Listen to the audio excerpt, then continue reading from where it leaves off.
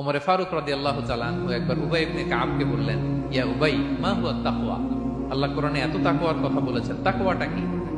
উনি প্রশ্নের উত্তর না দিয়ে উনিও প্রশ্ন করলেন। উনি বললেন, হাল আমিরুল মুমিনিন, আপনি কি কখনো মরুভূমিতে কাঁটাযুক্ত রাস্তা দিয়ে হেঁটেছেন? উনি বললেন, হেঁটেছি। তো কিভাবে হেঁটেছেন? দেখেন কেমনে উত্তর দেয় এক সাহাবী আরেক সাহাবী।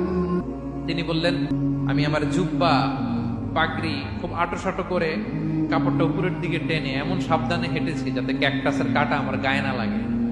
এই পথটা পাড়ি দিতে খুব সাবধানে। উবাই ইবনে কাব বললেন, হ্যাঁ হুয়া তাকওয়া, এটাই তো তাকওয়া। এই তো বুঝে গেছেন আপনি। আপনি একটু আগে প্রশ্ন করছেন তাকওয়া কি, এটাই তাকওয়া। বলে, তাই নাকি? তিনি বললেন, হ্যাঁ।